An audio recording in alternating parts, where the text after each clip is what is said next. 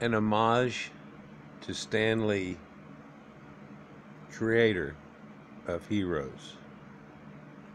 I'm doing what I enjoy doing. It's like other men like to play golf, so they play golf every chance they can. So you don't say to them, how come you're playing golf today? You played last week. It was the same with me. To me, it is such fun creating characters, writing stories, even doing interviews, even though I can't hear most of what the guy says to me. But it's an exciting life, and when you do something that you know the fans seem to enjoy, that gives you such satisfaction, you don't want to stop. There was one time, and I don't even remember, it might have been the Fantastic Four or some other book.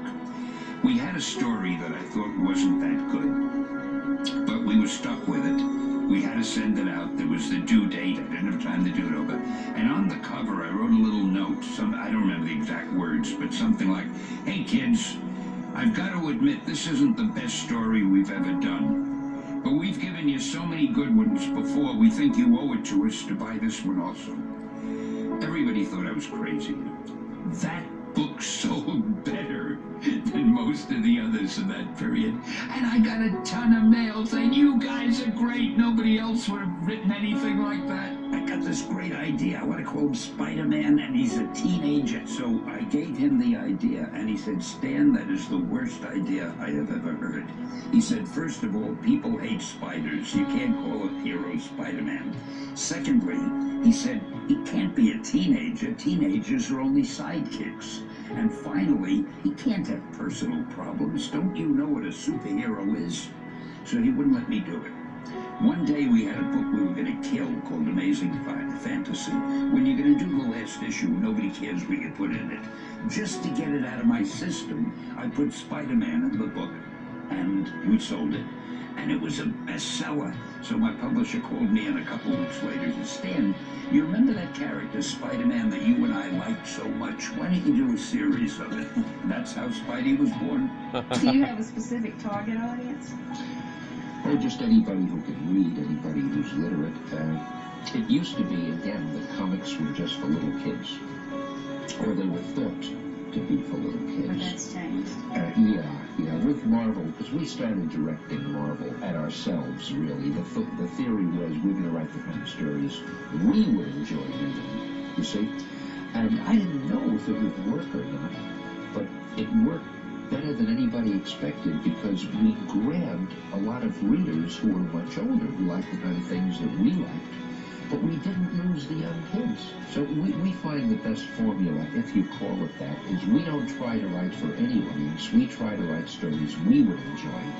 And apparently there are enough people in the world who have the same tastes. I hate to say that. I'd like to think my taste was far better, but apparently everybody must have pretty much the same taste because the books sell pretty well. If you do a good movie, a good television series, anything good, you'll get the audience. There's never a chance to worry. People want entertainment. People want adventure stories. They just want them to be good. I'd like to think of myself as an entertainer. I feel if I can entertain people in any way, it's very gratifying. Because it's a funny thing. Years ago, I used to feel somewhat embarrassed that I was writing comics. I felt there are men building bridges and working in laboratories on cures for illness and doing real things, and I'm writing these comic books. But over the years, I've learned how much joy these comic books have brought to people, and I began to realize that entertainment is very important in people's lives.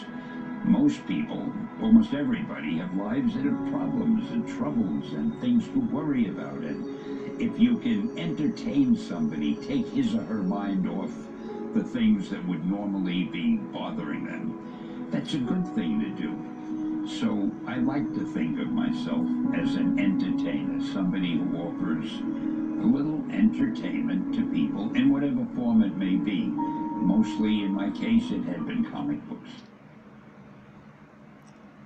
And you know, Stan, people don't think of it in this way, but Stan was a creator of Heroes. And in the essence of a child growing up and having these heroes in their mind, in their hearts.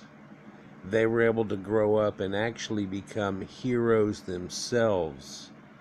The great firemen, the great policemen, the great people in the service of our country have been inspired by this man and the views of superheroes in his books, and in turn has created a civilization of superheroes around the world due to the essence of his work. He'll always be remembered. Rest in peace, Stan Lee.